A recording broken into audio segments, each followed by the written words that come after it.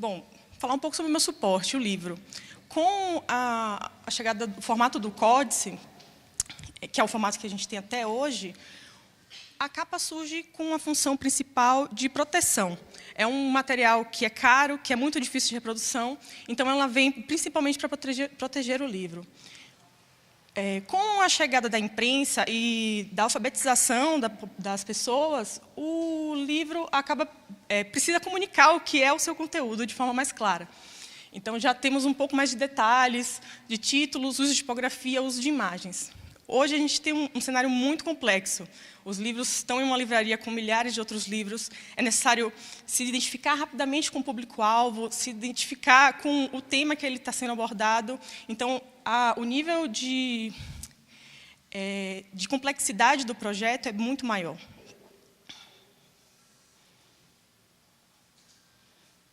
Opa! Essa página é meio pesada. Para fazer essa análise, eu selecionei os selecionados, na verdade, do Prêmio da Academia Britânica de Design de Livros, que é uma premiação muito específica, é feita por designers de capas na Inglaterra. Essa é a terceira edição dessa premiação e foram enviados 900 projetos. Desses 900, 110 foram escolhidos. Eu analisei 100, porque 10 dessas capas não tinham tipografia.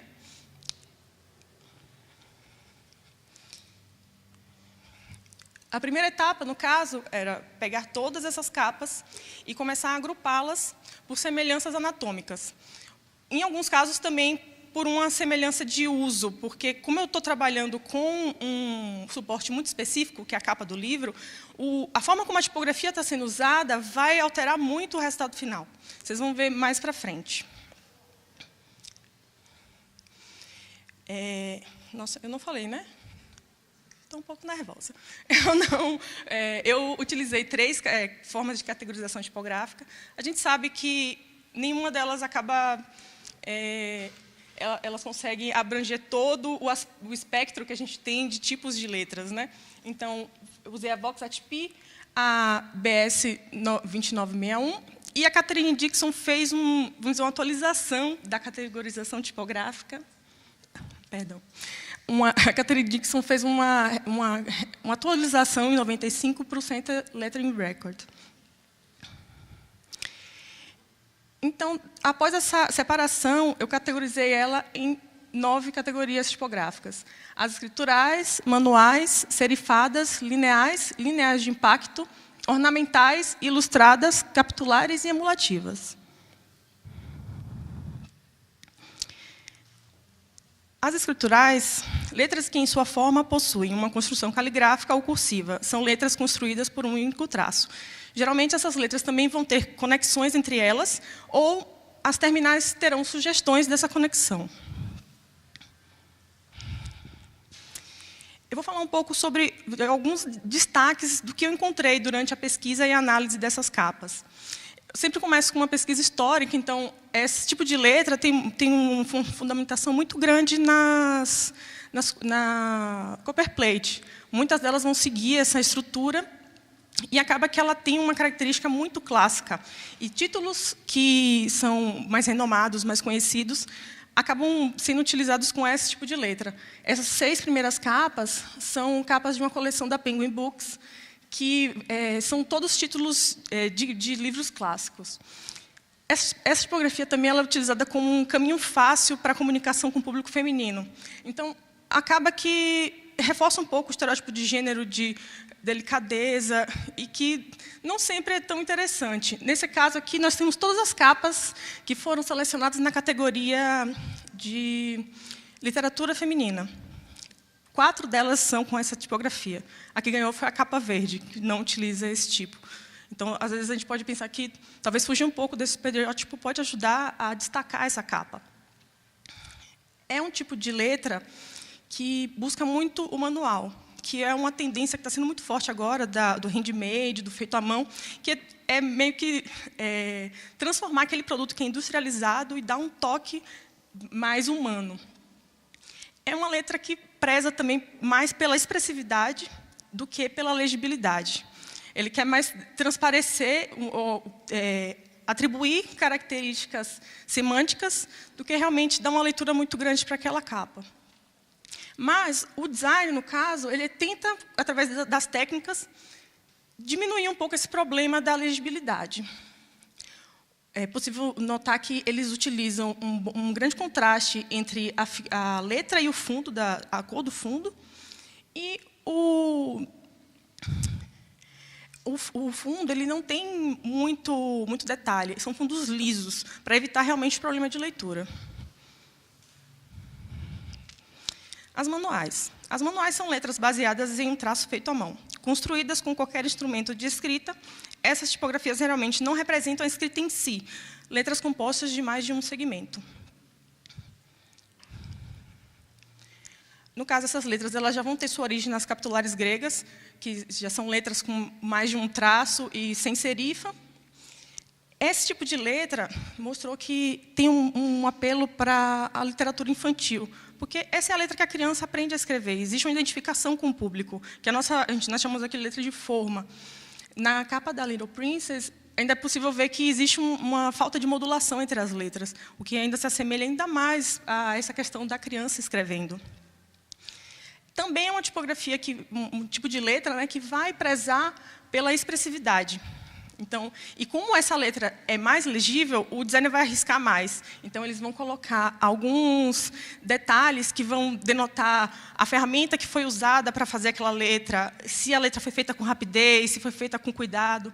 Então, no caso do underground, por exemplo, dá para ver que foi feito com algum objeto pontiagudo. Então, isso já adiciona mais conteúdo não literal àquela capa. No caso das serifadas, são todas as tipografias com serifas, sejam elas clássicas ou modernas.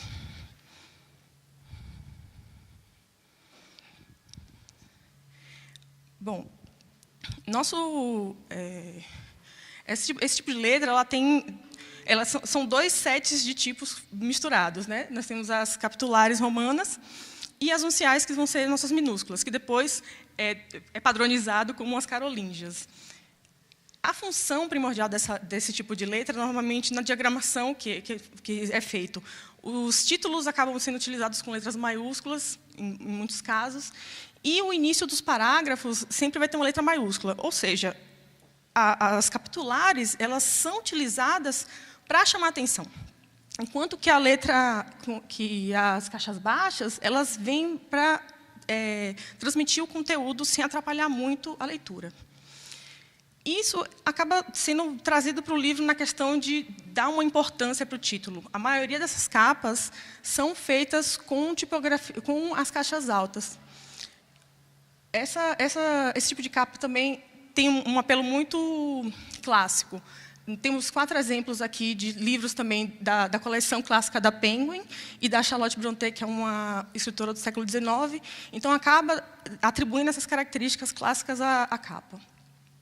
E na questão do layout, usar só a caixa alta ela facilita a harmonização. São criados blocos de texto, então é muito mais fácil você chegar a um equilíbrio entre aqueles componentes. Sendo que isso também é uma remanescência da composição tipográfica. As lineais. Nesse grupo encontram-se as tipografias que utilizam formatos de letra sem serifa, que buscam uma neutralidade no seu uso. Essa neutralidade ela tem um destaque muito grande no estilo internacional, que ele vai buscar um design mais impessoal, mais funcional, sem chamar atenção. Ela não é uma fonte para chamar atenção, é uma fonte para comunicar. Só que neutralidade ele é um conceito muito temporal. Uma fonte hoje neutra, daqui a alguns anos ela não é mais neutra. No caso da Universidade Helvética, elas foram criadas para ser uma tipografia neutra e hoje em dia está muito longe disso. Seguindo essa tendência do design neutro nessa categoria, os layouts em si, eles também utilizam cores mais neutras, uma diagramação centralizada, tudo muito para não chamar tanta atenção. Durante a pesquisa, alguns teóricos falam sobre esse tipo de design como uma forma de agradar um público é mais difícil de conseguir atingir, né? A pessoa, ela não vai nem odiar nem adorar, mas ela não vai deixar de consumir o produto. Isso também tem um ponto negativo. É muito difícil você conseguir um resultado maravilhoso sem emitir, expressar opinião num objeto de comunicação.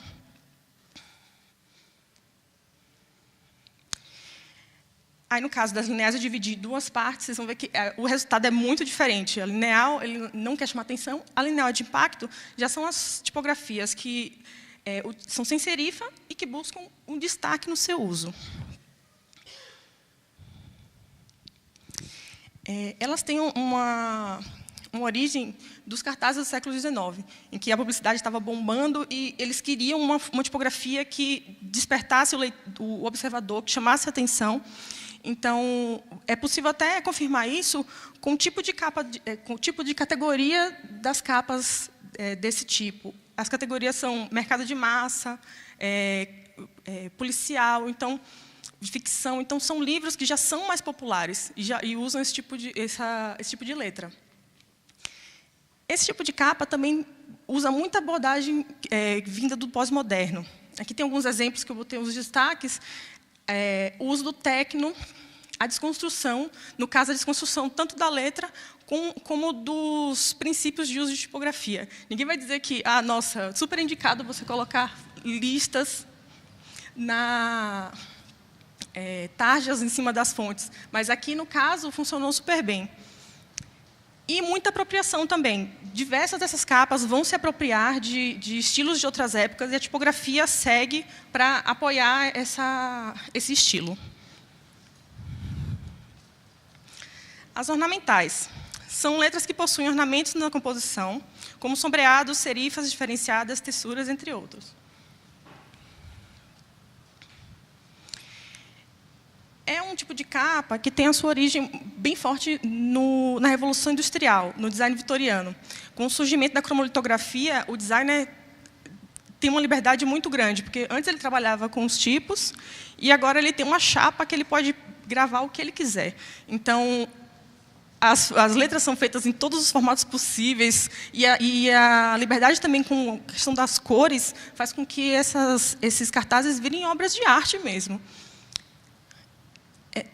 Por conta dessa origem no design vitoriano, ela também tem um apelo bastante clássico no seu desenho. Então, aqui também temos outras capas da coleção de clássicos da Penguin, que ilustram bem isso. Também é uma tipografia que vai buscar o manual, até porque o lettering manual está resgatando esse estilo, né, hoje em dia.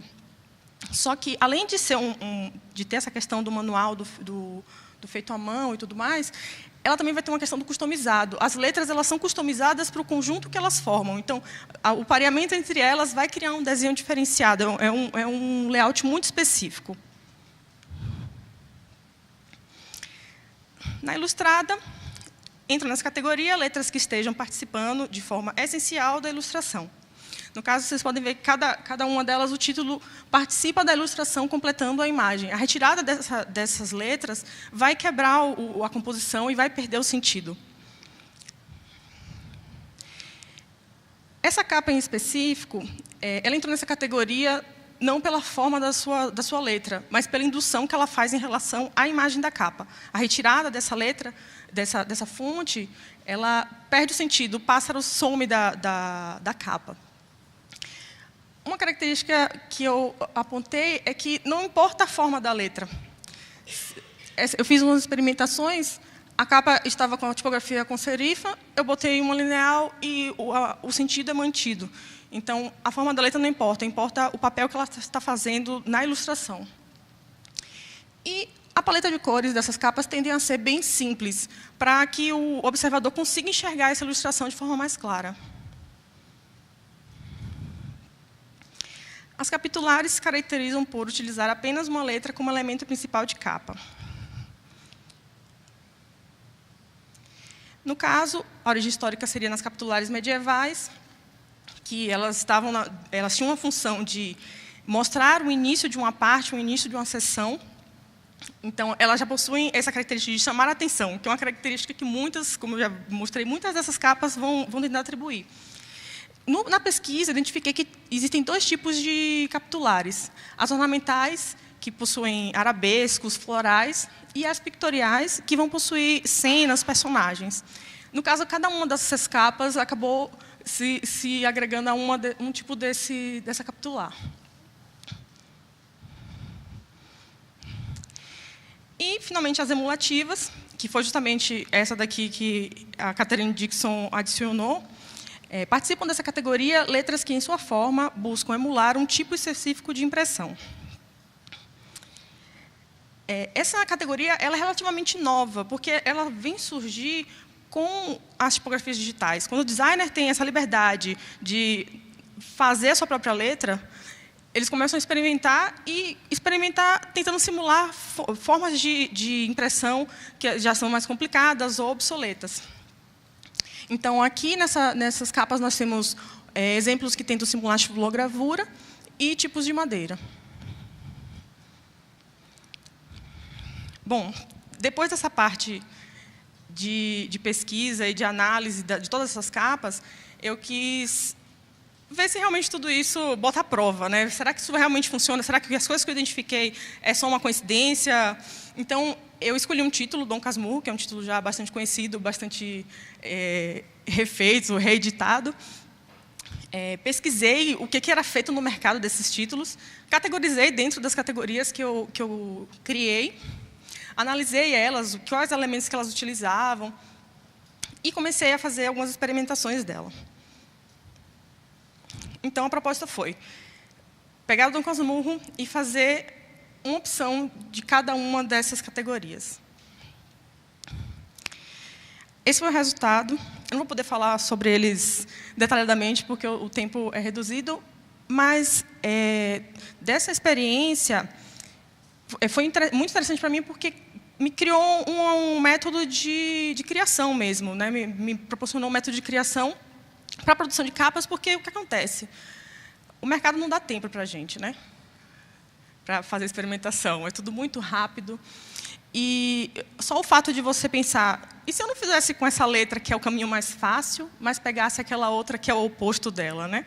E, às vezes, é possível chegar num resultado tão bom quanto, e um resultado que vai se destacar, porque, no caso do Dom Casmurro, é uma capa que foi muito refeita. Então, o mercado está muito saturado. Bom, é isso. Eu acho que eu falei um pouco rápido, perdão, mas obrigada.